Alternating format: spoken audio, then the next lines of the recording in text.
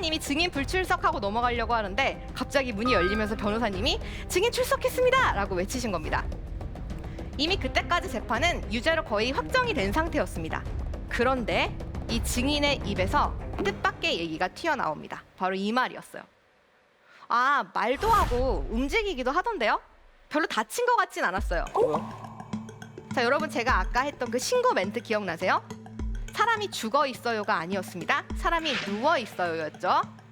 그렇다면 피고인 주장대로 피해자가 살아 있었을 가능성이 있다는 겁니다. 저는 정신없이 어쨌든 뭔가 물어보긴 해야 되잖아요. 법정에 서 있으니까. 그쵸? 배심원들은 저를 쳐다보고 있어요. 그래서 아무거나 물어본다는 게 이런 질문을 던집니다. 근데 신고하고 나서 그럼 증인 어디로 가셨습니까? 집에 가셨나요? 자, 여기에 대한 증인의 대답이 툭 던진 말 한마디가 무죄로 기울던 재판의 판도를 다시 뒤집어 놓게 됩니다. 얼핏 듣기엔 별거 아닌 것 같은, 하지만 엄청난 비밀을 숨겨있던 그 한마디가 무엇이었을까요? 여러분 도대체 폭행치사 사건에서 증인이 집에 갔는지 안 갔는지가 왜 중요할까요? 궁금하시죠?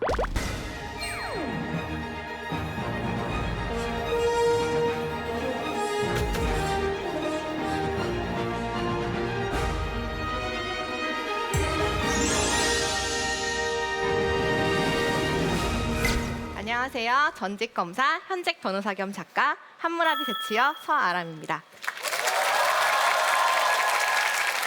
이분 혓바닥이 차가워요. 예, 눈은 표정과는 다르게. 눈은 되게 부드러운데. 저에겐 집처럼 사무실처럼 익숙한 장소가 법원인데요. 아마 여러분 드라마나 영화에서 많이 보셨을 거예요. 피고인에게 무기징역을 선고한다. 땅땅땅 보셨죠? 하지만 드라마는 드라마일 뿐입니다. 자, 먼저 요즘은 판사봉을 치지 않습니다. 판사봉은 권위주의의 상징이라고 해서 1960년대 중반부터 쓰지 않게 되었습니다. 드라마에서 그러게요. 60년이요. 자, 법정하면 또 그 외에 뭐가 떠오르세요? 살벌한 분위기, 세상 근엄한 판사님, 죽일 듯이 노려보는 무서운 검사, 이런 게 떠오르실 텐데요. 저한테 물으신다면 저는 아마 이렇게 대답할 것 같습니다. 사람이 상상할 수 있는 모든 장르와 모든 장면이 펼쳐지는 그야말로 가장 인간적인 장소. 여러분이 상상도 못했던 스펙타클한 법정썰 지금부터 풀어보겠습니다.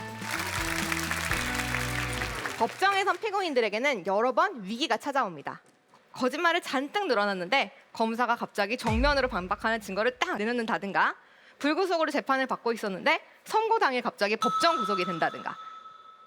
이렇게 어려운 상황이 닥치면 피고인들은 그 상황을 모면하기 위해 다양한 시도를 합니다. 자, 가끔은 판사님의 동정심을 자극하기 위해서 법정으로 아이를 데려오는 경우도 있습니다. 선고 직전에 아이가 법정에서 아빠! 하고 부르면서 우는 바로 그 장면을 노리는 겁니다. 그런데 갑자기 판사님이 이런 얘기를 하세요. 피고인, 기록을 보면 피고인은 자녀가 없는데요? 딱 걸린 거죠? 아이고야. 네, 동정심을 자극하기 위해서 무슨 렌트카 빌리는 것처럼 남의 아이를 데려다가 방청석에 앉혀놓은 겁니다. 정말 오만 가지 행동들을 보여주는데요. 제가 그중에 정말 특이했던 피고인이 한 명 기억납니다. 여러분, 모든 피고인과 변호사가 바라는 게 뭘까요? 무죄겠죠, 그쵸? 자, 근데 이 피고인은 정말 특이하게도 무죄를 바라지 않았습니다. 그 피고인의 얘기를 해드릴게요. 집에서 마약을 제조하다가 검거가 된 북에서 온 새터민 피고인이었습니다. 피고인의 집에서 결정적인 증거가 발견됐는데요. 바로 마약 레시피를 적어놓은 수첩이었습니다. 아, 재판 끝났네. 뭐 100% 이기겠네 라고 생각을 했습니다. 자, 분석 결과는 어떻게 나왔을까요? 정말 충격적인 결과가 나왔는데요. 이 레시피로는 마약을 만들 수가 없습니다. 한마디로 이 레시피는 실패한 레시피라고 나온 겁니다. 자, 이제 변호사는 불능미수라는 걸 주장할 수가 있게 됩니다. 불능미수? 불능미수가 뭔지 설명을 해드리자면요. 범인이 의도했던 범죄 결과를 처음부터 낼 수가 없는 상황인 겁니다. 가령 설탕을 독이라고 먹이거나 인형을 사람인 줄 알고 죽이려는 경우, 원하는 결과를 얻을 수가 없죠, 처음부터. 만약에 이 불능미수가 인정되면 미수범이기 때문에 기수범보다 당연히 형량은 줄어듭니다. 변호인은 의혹에 가득 차서 열심히 변론을 합니다. 이 감정서에 따르면 이 레시피로는 절대 마약을 네버 만들 수가 없고, 판사님도 고개를 끄덕이시면서 긍정적인 신호를 보이고 있죠. 그런데 갑자기 피고인이 자리를 박차고 일어납니다. 아닙니다. 만들 수 있습니다.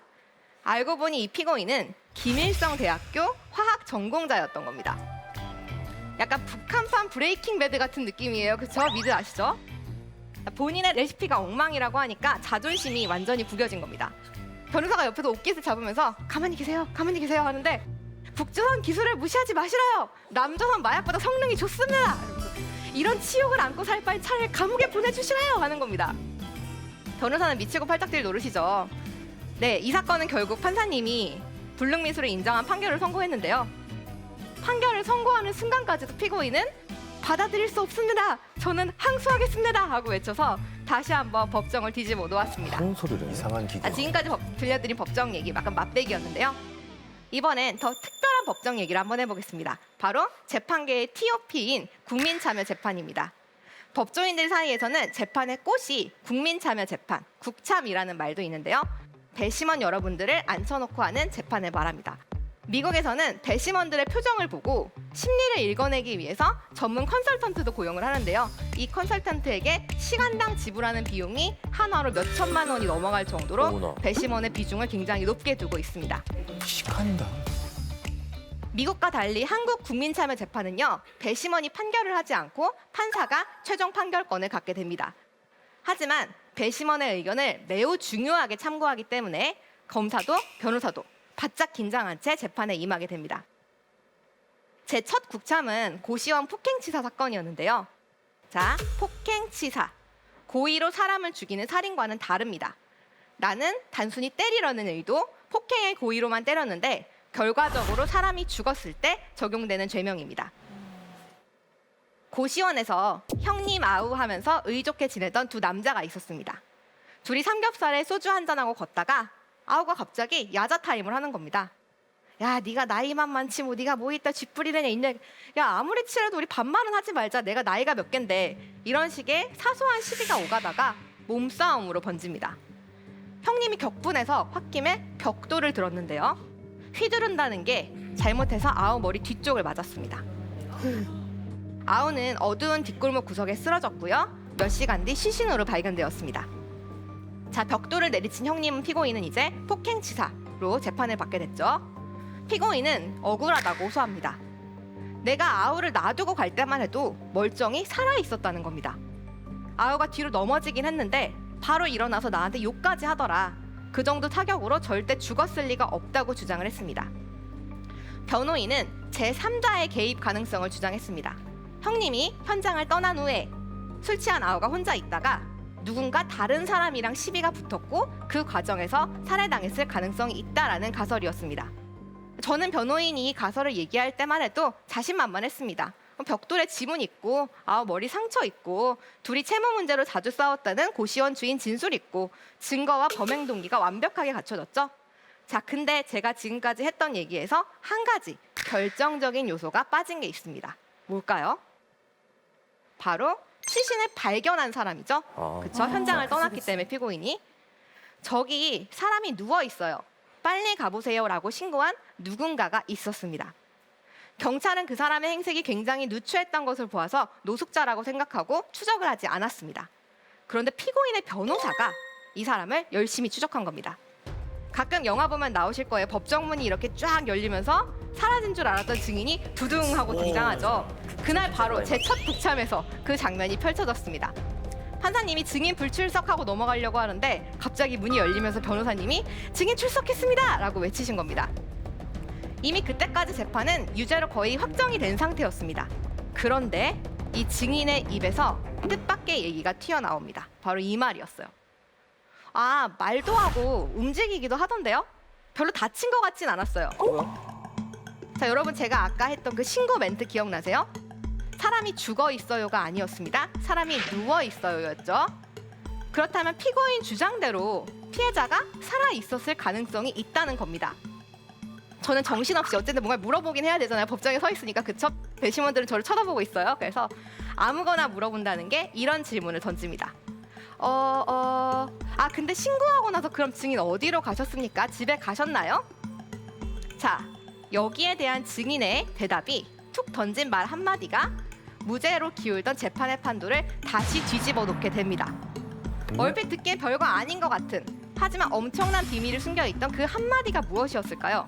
여러분 도대체 폭행치사 사건에서 증인이 집에 갔는지 안 갔는지가 왜 중요할까요? 궁금하시죠? 아, 궁금하시죠? 잠깐 신고. 마이 갓.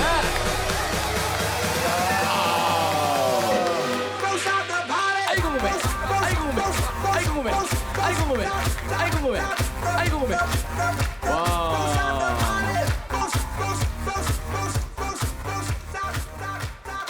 자, 함무라비 세치어의 후반전 이야기가 너무나 궁금해지는 순간입니다. 갔는지 안 갔는지 모르는 거죠? 그게 왜 중요할까요 도대체? 아, 갔어요? 물어보면 어떻게? 몰라요? 올라가면 말씀드리겠습니다. 아, 야, 여기서 끊을 줄은 몰랐습니다. 오늘 세치어 결승전의 우승자는 바로 와우!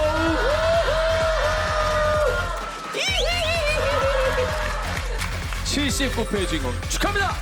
바로 셜록 홈즈 세치어. 너무 궁금했어. 고생 많으셨습니다. 아무래도 일하다가 뭐 재밌는 에피소드 같은 거 좀 있으실까요? 제가 전현무 씨를 보니까 생각이 났어요. 전현무 씨를 이용해서 사기를 쳤던 피의자를 만난 적이 있었어요. 네, 그래서 이제 되게 흔한 투자 사기였는데 이 사건의 특이했던 점은 전현무 씨가 론칭하는 마라탕 브랜드다라고 이제 사기를 친 거죠.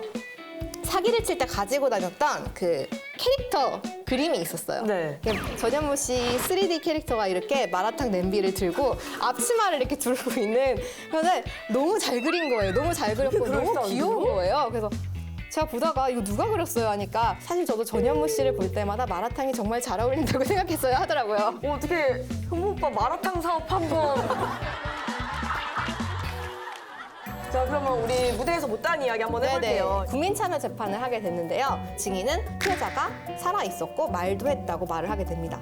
저는 어쨌든 뭐라도 질문을 해야 하니까 그 상황에서 던진다는 질문이 그래서 신고하고 집에 가셨나요? 라는 질문을 했습니다. 이렇게 대답했어요. 와우. 이상하다. 이상하죠? 이상해요. 우연히 던진 질문에서 얻어 걸렸죠? 사건의 네. 키포인트가 되는 답변이 나온 거죠. 네네.